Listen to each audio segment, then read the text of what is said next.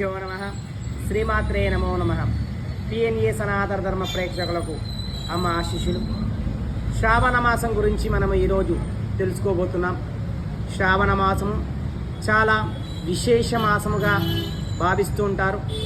ఈ శ్రావణ మాసంలో శ్రావణ సోమవారాలు, శ్రావణ మంగళవారాలు, శ్రావణ శుక్రవారాలను విశేష వారాలుగా ఆ యొక్క స్త్రీలు పూజిస్తూ ఉంటారు. ఈ యొక్క శ్రావణ సోమవారము విశేషంగా శివునికి అభిషేకాలు, అర్చనలు, ఆ యొక్క పూజా కార్యక్రమాలు చేస్తూ ఉంటారు. శివరాత్రి రోజు చేసినటువంటి పూజా ఫలితము కన్నా శ్రావణ మాసం సోమవారము చేసిన పూజా ఫలితము రెట్టింపు ఫలితం ఇస్తుందని చెప్పి పెద్దలు అంటూ ఉంటారు. అలానే మంగళవారం మంగళ గౌరీ వ్రతము, మరి శుక్రవారం శ్రావణ శుక్రవారం రోజున ఆ యొక్క వరలక్ష్మీ వ్రతాలని ఆచరిస్తూ ఉంటారు.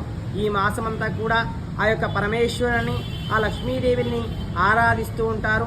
తద్వారా ఆ యొక్క స్త్రీలంతా కూడా సౌభాగ్యంగా, మాంగళ్యంగా, సంతానవంతంగా, ధనవంతంగా ఉంటారని ఆ స్త్రీలు ఆ యొక్క లక్ష్మిని, పరమేశ్వరుని ప్రార్థిస్తూ ఉంటారు. మనము ఇక్కడ గమనించాల్సిన విషయం ఏంటంటే, శ్రావణ మాసంలో చేయకూడని కొన్ని పనులు ఉన్నాయి. అవి ఆ యొక్క క్షౌరము చేయించుకోవడము కానీ, ఆ యొక్క మాంసాహారాన్ని తినడము కానీ ఈ యొక్క మాసంలో నిషేధము.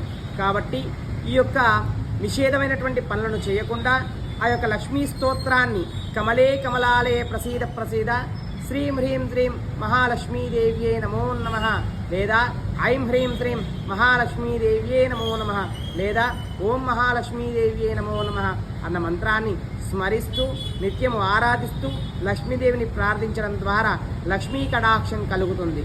శుభం భవతు.